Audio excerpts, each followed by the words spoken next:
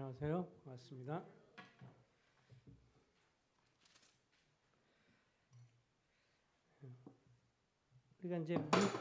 우리가 민수기서를 지금 이렇게 공부하고 있는데, 민수기서를 보면 지금 특별히 지난번 이제 7장을 살펴봤는데 한 10장을 좀 열어 주실래요?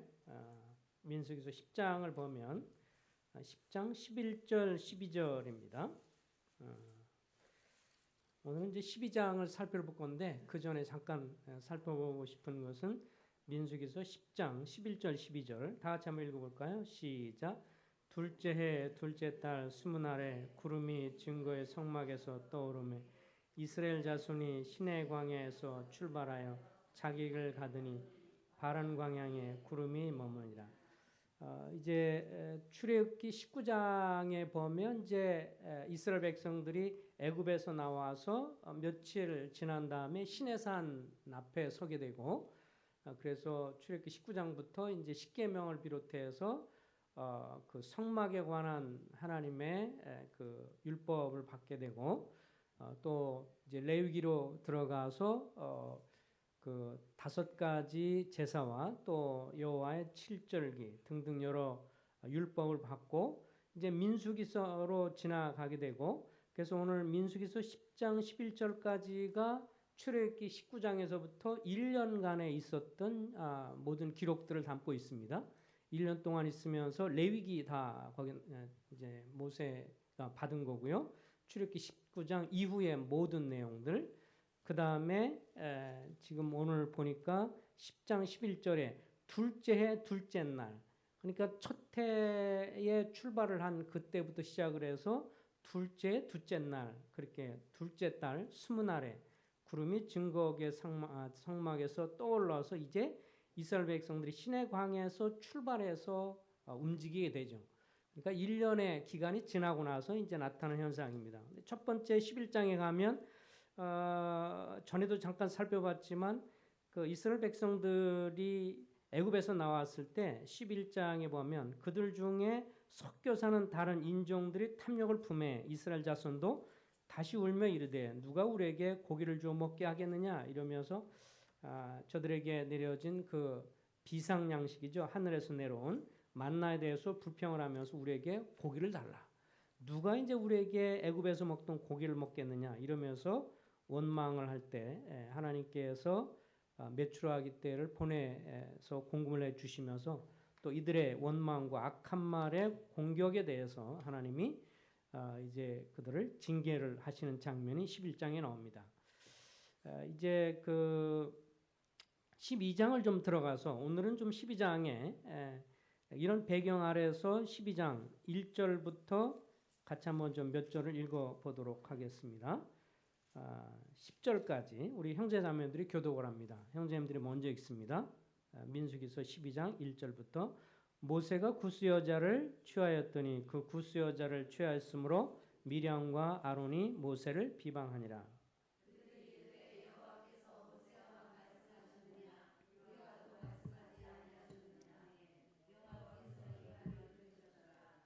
이 사람 모세는 온유함이 지면의 모든 사람보다 더하더라.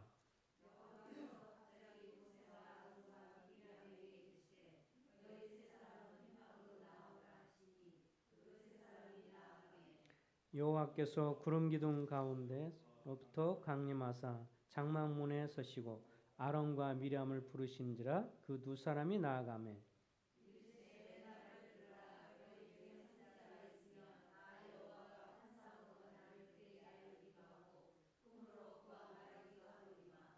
내 종 모세와는 그렇지 아니하니 그는 내 온 집에 충성함이라.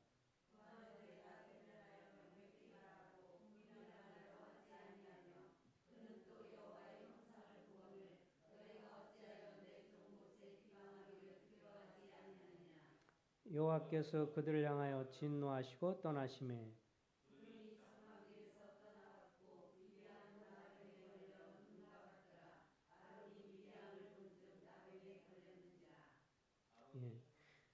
그래서 아론이 이제 모세에게 이르러서 슬프도소이다. 내 주여 우리가 어리석은 일을 하여 죄를 지었으니 청하건대 그 벌을 우리에게서 돌리지 마소서. 그래서 12절에 보면 살이 반이나 썩어 모태로부터 죽어서 나온 자 같이 되지 않게 하소서. 13절에 모세가 여호와께 부르짖음에 주께서 고쳐달라고 이제 기도를 하게 돼서 결국 이제 일주일 정도 머무른 다음에 치료가 되어서 가게 되는 장면이 나옵니다. 오늘은 이제 온유한 종 모세에 대해서 좀 살펴보겠습니다. 아까 살펴본 것처럼 이제 11장 앞부분에서 분위기가 좀 안 좋죠. 1년 동안 머무르면서 이제 아마 만나를 먹었는데 질렸던 것 같아요. 그러면서 우리에게 고기를 달라 막 이러면서 이제 원망을 하게 됐고, 그 애굽에서 먹던 것들이 이제 생각난다 막 이러면서 이제 하나님을 향해서 원망을 하게 되었어요. 그래서 하나님이 징계를 이제 이들에게 하셨는데, 이런 어떤 부정적인 분위기와 이런 것들이 미리암과 아론에게도 영향을 미친 것 같습니다. 사실 미리암과 아론은 위치적으로는 굉장히 중요한 임무를 가지고 있죠. 아론은 직분이 뭐예요? 아론은 지금까지 무슨 일을 관장하죠? 대제사장으로서 성막에서 하나님을 예비하는 데 있어서 아주 중요한 역할을 하는 그런 제사의 관점에서 영적인 면에서 지휘자의 역할을 차지하고 있었고, 미리암은 직분이 뭔 줄 아세요? 혹시 생각나시는 분 있습니까? 미리암은 뭘까요? 미리암을 향해 성경은 뭐라고 말했을까요? 예, 선지자. 기억하십니다. 자매님들이 기억을 하시네. 그 출애굽기 15장에 보면 15장 20절에 보면 이제 이스라엘 백성들이 출애굽하면서 이제 홍해를 건넌 다음에 미리암이 나와서 이제 하나님 앞에 찬송을 드리게 되죠. 이때 보면 이제 미리암이 손에 소고를 잡으며 모든 여인도 그를 따라서 함께 춤을 추며 하나님을 찬송합니다. 그럴 때 출애굽기 15장 20절에 이렇게 묘사를 해주고 있어요.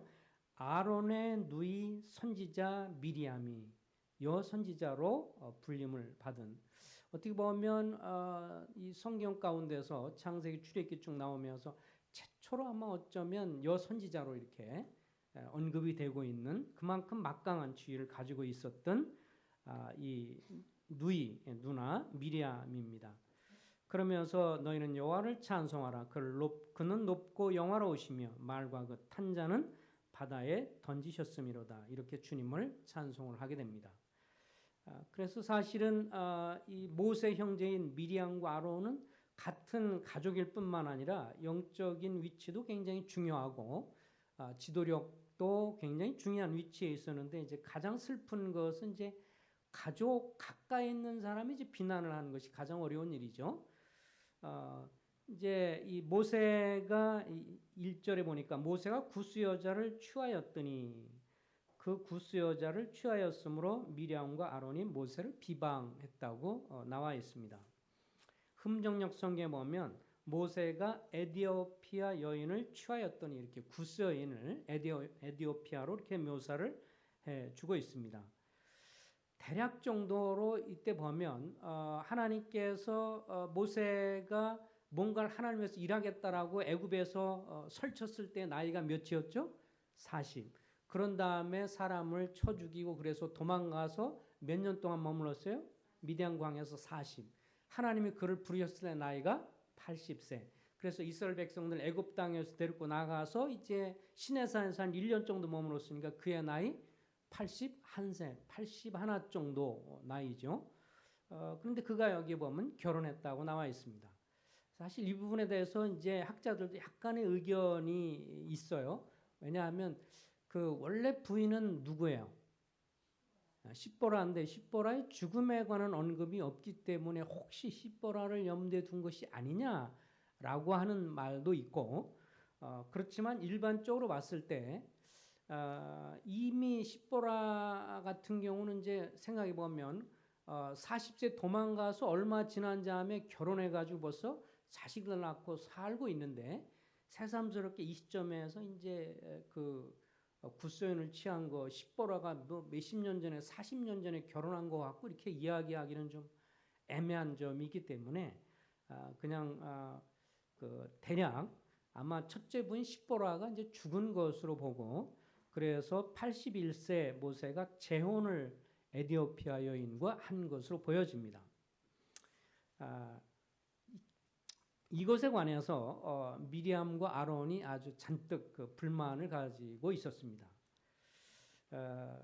근데 주님이 이 모세의 결혼에 대해서 잘했다 못했다 언급을 하지 않으세요. 전혀 언급을 하지 않고 또 모세의 결정에 대해서 비난하지 않는 거로 봐서 우리가 분명히 알 수 있는 것은 원래는 이제 에티오피아 여인으로서 이방인이지만 이방인으로다가 주님을 믿은 여인이다 이렇게 생각을 할 수가 있습니다. 어쨌든 미리암과 아론이 둘 다 그 모세의 결혼에 대해서 이제 문제를 삼아서 모세의 지도력을 공격을 하게 됩니다. 그런데 이 중에서 누가 더 문제가 더 있었어요? 누가 더 문제 있는 것으로 봐야 되죠? 나중에 보면 누가 문둥병에 걸렸어요? 그 미리암이 걸렸습니다. 사실은 뭐 잘 아는 것처럼 그 아론도 모세의 형이고 미리암 같은 경우도 뭐예요? 자기의 누나였죠. 근데 이런 부분에서 이제 미리암이 그 모세에 대해서 이제 불만을 갖고 특별히 모세가 이제 에티오피아 여인, 구스 여인을 취한 것에 대해서 어떻게 보면 이거는 이제 약간의 뭐라 그럴까요? 같은 이스라엘 사람이 아니다. 뭐 이런 면에서 이제 좀 시비를 걸고 좀 인종에 대한 면을 갖고 이제 지적을 하는 것도 있지만 어쨌든 그가 생각할 때 이제 아마도 모세가 이제 재혼을 하게 되면서 그 모세 아내가 있기 때문에 그 일반적으로 우리가 생각해 볼 때 뭔가 이렇게 영향력에 있어서 어찌 보면 미리암이 자기 영향력이 모세 아내로 인해서 뭔가 위축이 되거나 위협을 받는다고 그렇게 생각을 해 볼 수가 있습니다. 요새 법학자들이 쓰는 말에 의하면 그 합리적인 추론이다 이렇게 생각을 하는데 합리적인 추론을 해볼 수 있죠. 왜냐하면 이제 그동안 위상이 자기가 여자 그 선지자로서 굉장히 막강한 어떤 그런 영향력과 이런 것이 있었는데 모세가 재혼하게 되면서 이 영향력이 좀 흔들린다 이런 어떤 위협도 생각했던 것 같고 특별히 이제 미리암 입장에서 보면 어찌 보면 모세를 향해서 어떤 큰 누나로서의 어떤 그런 생각이 충분히 있었습니다. 뒤로 한번 넘어가 보죠. 출애굽기 2장으로 가면 어떤 상황이 나냐면 모세가 이제 누나 미리암이 있습니다. 상당히 좀 아이가 좀 컸던 것으로 기억이 돼요. 그러면서 이제 엄마가 누구를 낳았어요? 이제 모세를 낳습니다. 근데 그때 당시에 너무 엄격하게 남자아이가 나면 다 죽여버리라고 바로가 이렇게 명령을 했기 때문에 석 달 동안을 몰래 숨겼지만 도저히 섬길 수가 없어서 이제 엄마가 무슨 일을 해요? 이제 애굽 강가에 애를 그럼 바구니 같은 데다가 이렇게 떠보내서 이렇게 떠내려 보내게 되죠. 그러면서 이제 그때 당시에 보면 그것을 옆에서 지켜본 사람이 누구예요? 미리암이에요. 그러니까 아주 어린 모세의 생사의 위기에서 미리암이 그것을 쳐다보면서 그걸 뭐라고 할 수 있는 거죠? 조그만 요람도 되고 이렇게 바구니로 이렇게 짠 그런 것이 됐는데 갈대로 짠 그런 이게 조그만 둥지가 될 텐데 이게 강물을 흐르면서 뒤뚱뒤뚱 흘려가면서 미리암 입장에서 그걸 쳐다보면서 어떻게 했어요? 얼마나 조마조마하겠어요. 지 동생이 죽느냐 사느냐 그러니까 그 옆에서 지켜보면서 간절히 기도하고 하나님 살려주세요. 제가 죽지 않게 해주세요. 막 이랬던 것이었고 그걸 딱 지켜보다가 또 하나님의 딱 때에 누가 나타났어요? 이제 애굽 그 핫셉투스 공주가 나타나서 그 아이를 보니까 굉장히 이제 좋아 보이고 그래서 건강해 보니까 그 아이를 양자라 삼았을 때 어떻게 했어요? 기지를 또 발휘하잖아요. 미리암이 잽싸게 가서 유물을 제가 구해다 드릴까요? 공주님 이래가지고 그래 좋다 그래가지고 자기 엄마를 소개해서 이 과정 속에서 모세와 연관된 면에 있어서는 대단한 역할을 이 미리암 누나가 했죠. 미리암이 이제 누님으로서 그걸 늘 마음에 생각하면서 한편으로 주님이 모세를 부르시고 역사하신 것을 생각하고 인도하심을 기억하지만 늘 마음 가운데서는 큰 누나로서의 자기 어떤 위치 이런 것들이 마음에 늘 작용을 했던 것 같습니다. 근데 이제 그래서 뭔가 모세가 이렇게 진행된 것에 대해서 불만이 다소 있었는데 결정적인 게 이제 뭐냐면 이게 이제 신우이로서 한번 역할을 할 만한 그런 때가 온 거죠. 이게 또 재혼을 하네 자기 동생이. 근데도 더군다나 이제 이스라엘 여인 중에서가 아니라 에디오피아 여인을 취하니까 이제 불만이 있었어요. 그래서 여기 2절에 보니까 그들이 이르되 미리암과 아론이 이렇게 말합니다. 여호와께서 모세와만 말씀했느냐 우리와도 말씀하지 아니하였느냐.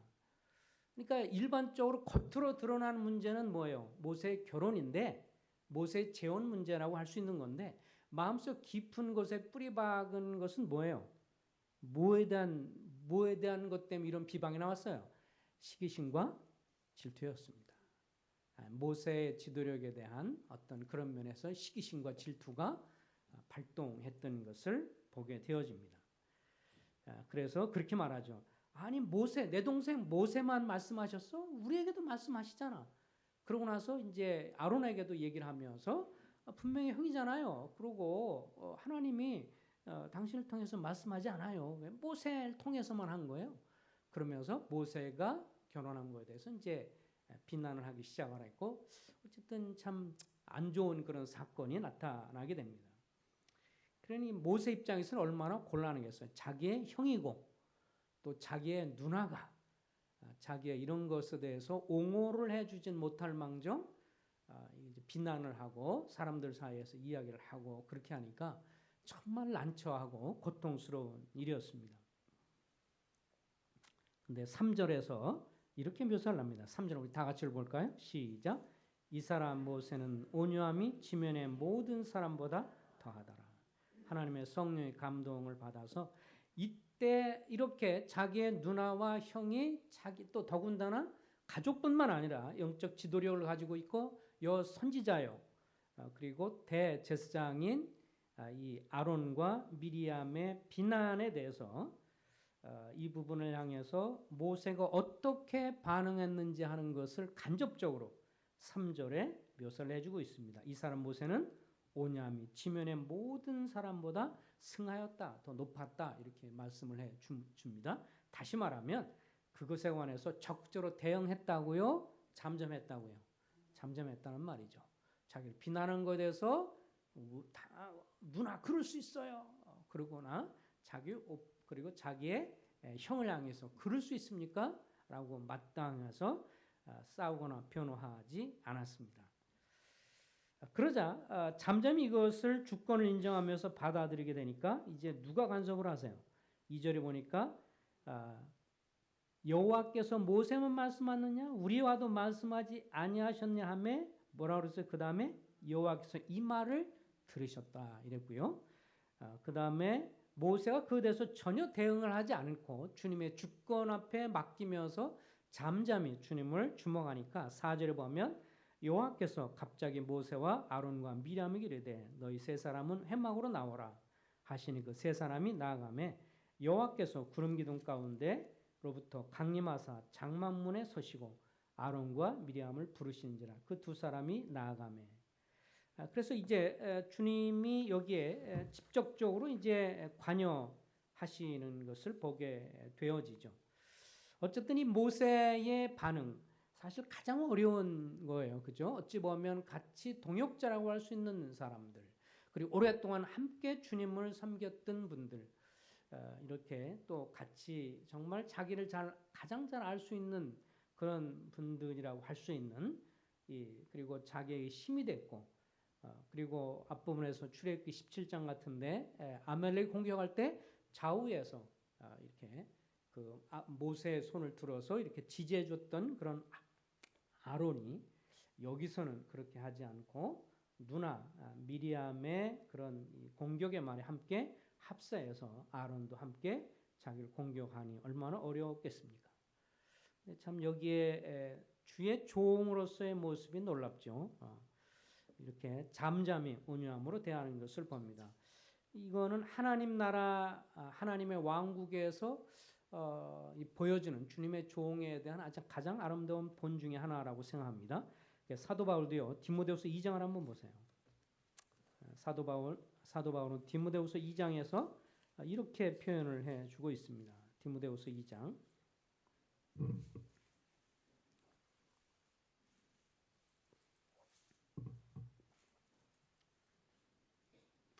영적 아들 디모데에게 당시 에베소 교회에서 사역을 하고 있었던 디모데를 향해서 영적 아비 사도 바울이 이렇게 말을 합니다. 23절 어리석고 무식한 변론을 버리라. 이에서 다툼이 나는 줄 알미라. 자, 24절 한번 같이 읽어볼까요? 시작. 주의 종은 마땅히 다투지 아니하고 모든 사람에 대하여 온유하며 가르치기를 잘하며 참으며 25절 거역하는 자를 온유함으로 훈계할지니 호 하나님이 그들에게 회개함을 주사 진리를 알게 하실까 하며 그들로 깨어 마귀의 올무에서 벗어나 하나님께 사로잡힌 되어 그 뜻을 따르게 하실까 함이라. 아마 사도 바울이 디모데에게 이 편지를 쓰면서 가장 먼저는 누구를 떠올랐겠어요? 모세를 떠올랐을 것입니다.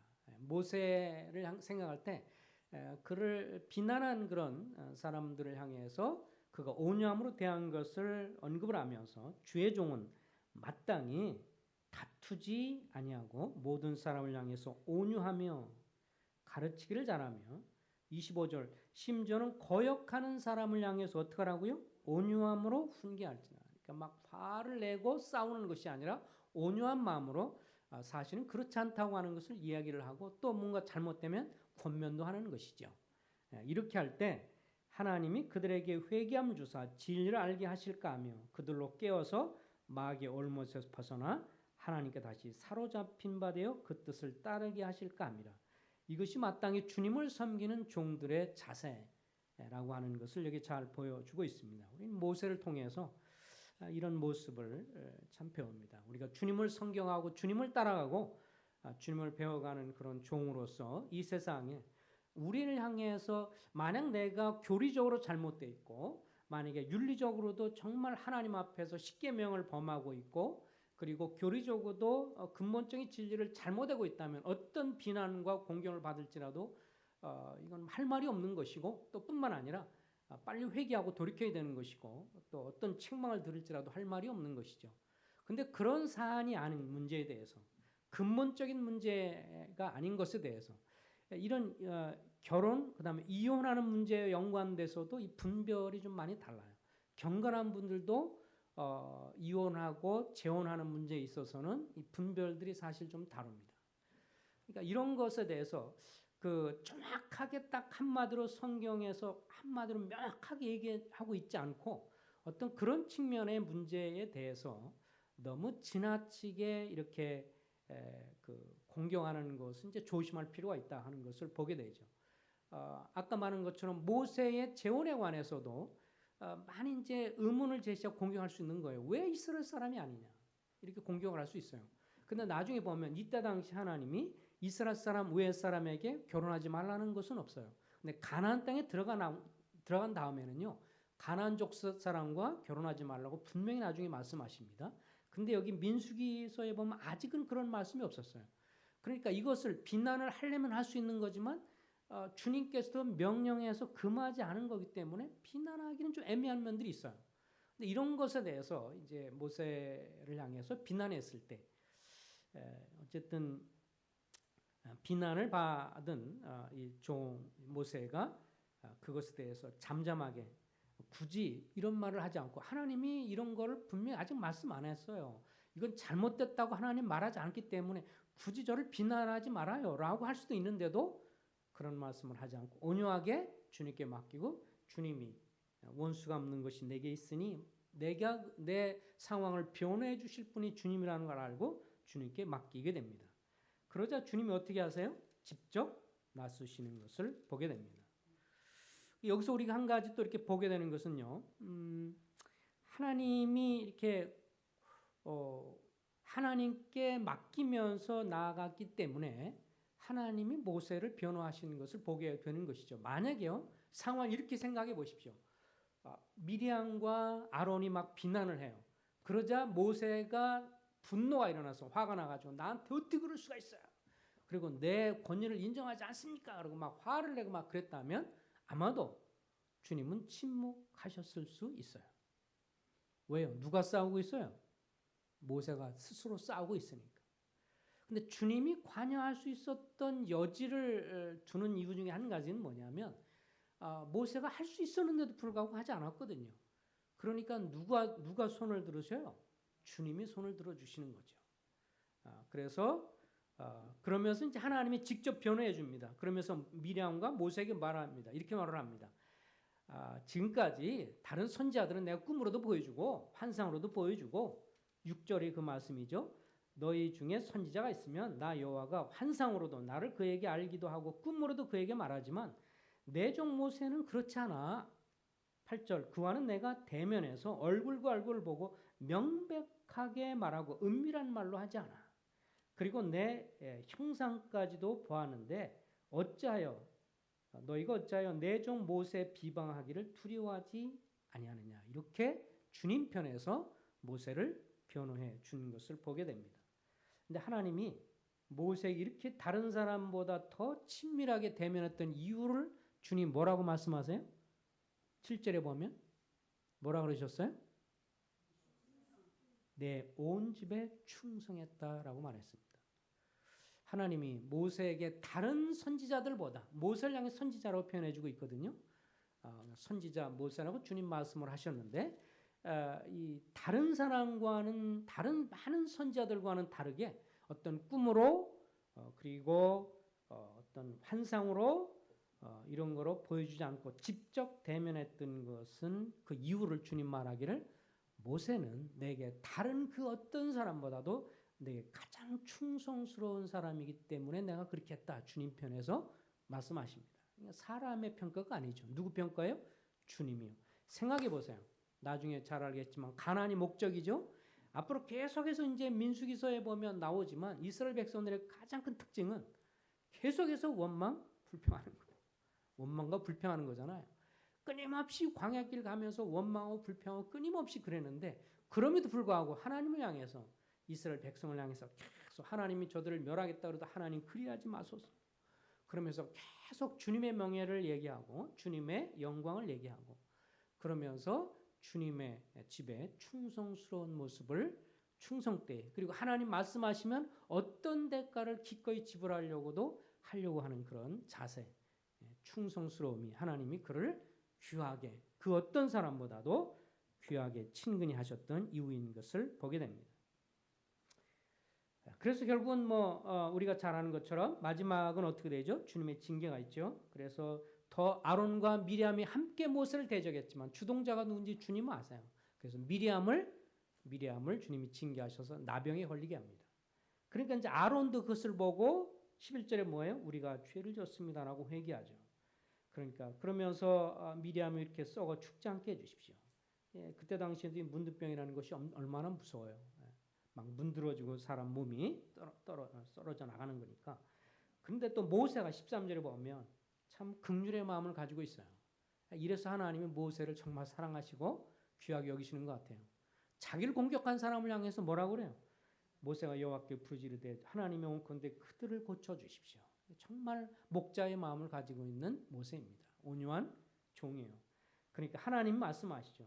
아버지한테 자식이 아버지한테 침을 뱉어도 일주일 동안 부끄럽지 않느냐. 그래서 일주일 동안 머무르게 하는 것을 보게 됩니다. 우리가 이 말씀을 보면서 어떤 교훈을 배울 수 있겠습니까? 영적 교훈. 만약에 아론과 미리암 입장에서 역으로 생각을 해본다면 같이 주님을 섬기는 다른 분들의 행동, 선택에 대해서 내가 마음에 들지 않는다고 해서 섣불리 비방하는 것은 조심할 필요가 있다는 교훈을 받습니다. 분명히 아론과 모세 입장에서는 모세가 잘한 거예요. 아론과 미리암 입장에서 모세 행동이 좋게 보였어요? 안 좋게 보였어요? 안 좋게 보였고 못마땅히 했으니까 비난했죠. 그런데 문제는 주님이 누구 편을 들어주신 거예요? 모세 그것을 인정해 주셨다면 모세를 인정해 준 것을 향해서 비난하게 되면 누구를 거슬리는 것이 돼요? 주님을 거슬리는 거기 때문에 우리가 어떤 면에 있어서 하나님을 섬경하는 사람들 향해서 우리가 쉽게 이렇게 판단하고 그렇게 하는 것은 조심할 필요가 있다. 이런 교훈을 받습니다. 또 역으로 모세를 생각해 보면 타인이 나를 향해서 내 하는 행동에 대해서 비난이나 어떤 비방을 하게 될 때 모세를 우리가 배워할 필요가 있다. 그래서 대면에서 나를 옹호하고 싸우기보다 주님 앞에 이것을 전적으로 맡기면서 주님이 다뤄주시도록 그렇게 맡기는 것이 필요합니다. 아까도 얘기했지만 만약에 모세가 미리암하고 아론하고 싸웠다면 이거는 정말 3차 전쟁이고 이건 엄청난 일이에요. 정말 엄청난 그런 일이고 이렇게 싸움이 됐으면 그냥 인도자의 이런 싸움이니까 얼마나 어렵겠어요. 그리고 더군다나 가족이면서 또 이렇게 싸웠으면 얼마나 힘들었겠어요. 그러면 주님이 관여하지 않았을 거라고 생각합니다. 그런데 모세가 놀라운 것은 자기를 공경하는 것에 대해서 잠잠히 침묵하고 주님의 주권을 의탁하면서 주님이 이 문제를 다뤄주십시오라고 온유함으로 대했을 때 주님이 나셔서 공평하신 주님이 그 일을 변호해 주시고 간섭하시는 것을 보게 됩니다. 지금도 이 일은 마찬가지라고 생각합니다. 우리가 이 땅을 살아가면서요 오해를 받을 수 있어요. 비난도 받을 수 있어요. 우리 행동에 대해서 다른 사람이 좋아하지 않을 수 있습니다. 그래서 섣불리 비난하는 것도 그리고 섣불리 누가 나에 대해서 공경하는 것을 너무 방어할 필요는 없다고 생각합니다. 주님께 그것을 맡기면요. 그리고 온유함으로 대하면 시간이 걸리더라도 주님은 반드시 어떻게 하세요? 옹호해 주시고 변호해 주시고 나중에 시간이 지난 다음에 어떻게 해요? 역사해 주시는 것을 보게 되어집니다. 정말 과거에 어떤 이 말씀만 드리면서 할게요. 우리 과거에 이렇게 보면 교회 모임 가운데 송찬호 형님에 대해서 제가 선교지 있을 때 나중에 이제 그 서대문교회 어려운 복잡한 문제들에 대해서 참 성령님 많이 비난을 받으셨어요. 그리고 대부분의 모든 사람에 대해 성령님 비난했어요. 돈 갖고 어쩌고저쩌고 막. 근데 그 형님이 참 잠잠히 주님을 바라보시고 그랬어요. 그래가지고 초기 때는 비난 받으셨는데 시간이 지나면서 나중에 전모가 드러나면서 사실은 성령님에게보다는 다른 나간 분이 더 문제가 있다는 걸 알면서 나중에 이것이 드러나게 됐습니다. 그때 당시에 성령님이 그렇게 반응을 해주셨어요. 같이 비난하고 싸우지 않고 그냥 잠잠하신 면들이 있었죠.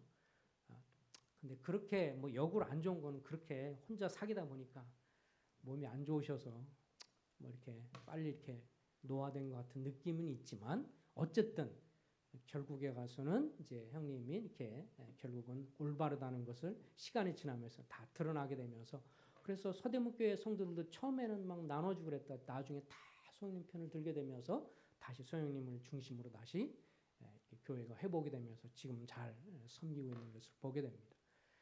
비난받고 어려울 때 우리가 어떻게 할 것이냐. 주님의 주권을 맡기고 잠잠히 주님을 바라보고 온유함으로 대하면 때가 되면 주님이 결국은 옹호해 주시고 변호하시고 역사하시는 것을 볼 수 있습니다. 기도하겠습니다. 아버지 하나님, 우리가 이 모세를 통해서 우리의 삶에 어떻게 해야 할지를 배우게 되오니 주여 복 주셔서 우리가 이 땅을 살아가면서 때로는 많은 비난과 오해와 어려움을 당할 수 있는데 그때 우리가 어떻게 해야 할지 이 모세의 본을 따라서 온유하고 겸손하신 주님을 닮아서 그렇게 할 때 그때 당시는 어리석게 보여도 훗날에 결국은 주님이 보상하시고 인정하시고 역사하시는 것을 보게 되는데 하나님이요 오늘날도 주의 이 원리가 우리의 삶에 적용되는 것을 믿습니다. 복 주셔서 우리가 너그러운 사람들이 될 수 있게 해주시길 원하고 앞으로 다가온 그런 주님 이제 설 명절에 여러 사람들 만날 때 너그러운 마음으로 우리가 선을 베푸고 덕을 베푸는 저희가 될 수 있도록 복 주시기를 원하올 때 예수 그리스도의 이름으로 타가며 기도했습니다. 아멘. 만나서